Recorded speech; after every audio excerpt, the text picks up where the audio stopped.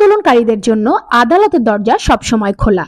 প্রধান বিচারপতি ওবায়দুল হাসান বলেছেন, কোটা নিয়ে যারা আন্দোলন করছেন তাদেরকে পরামর্শ দিন তারা কেন নির্বাহী বিভাগের কথা বলে। নির্বাহী বিভাগের যে কোনো সিদ্ধান্ত তো আদালতে চ্যালেঞ্জ হতে পারে। কোটা আন্দোলনকারীদের জন্য আদালতের দরজা সবসময় খোলা। আজ বৃহস্পতিবার আপিল বিভাগে একটি মামলার শুনানিতে সিনিয়র আইনজীবী ও সুপ্রিম কোর্টের নেতাদের উদ্দেশ্যে তিনি এসব কথা বলেন। প্রধান বিচারপতি বলেন, কোটা আন্দোলনকারীরা তাদের দাবিগুলো আইনজীবীদের মাধ্যমে তুলে ধরতে পারেন। আমরা সেটি গুরুত্ব সহকারে শুনব। দুর্নীতিমুক্ত দেশ গড়তে জাতীয় সংসদকে 16 দফা পরামর্শ দেওয়া সংক্রান্ত রায়ের বিরুদ্ধে আপিল শুনানির এক পর্যায়ে প্রধান বিচারপতি এসব কথা বলেন। শুনানিতে জ্যেষ্ঠ আইনজীবী ব্যারিস্টার রুহুল কুদ্দুস কাজল বলেন, দেশের স্বার্থে হাইকোর্ট দেশকে দুর্নীতিমুক্ত করতে 16 দফা পরামর্শ দিয়েছেন। তখন প্রধান বিচারপতি বলেন, আমরা সংসদকে পরামর্শ দিতে যাব কেন?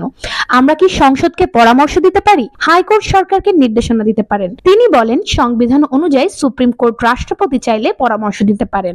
রাষ্ট্রপতি চাইলে সেই পরামর্শ গ্রহণ করতে পারেন কিংবা নাও পারেন। এক পর্যায়ে প্রধান বিচারপতি ব্যারিস্টার রুহুল কুদ্দুস কাজলের উদ্দেশ্যে ওবায়দুল হাসান বলেন, আপনারা তো সুপ্রিম কোর্ট বারের নেতা, আপনাদের দেশের প্রতি দায়িত্ব আছে। যারা কোটা নিয়ে আন্দোলন করছে তাদেরকে বোঝান, পরামর্শ দিন। আদালতের দরজা তো তাদের জন্য সবসময় খোলা।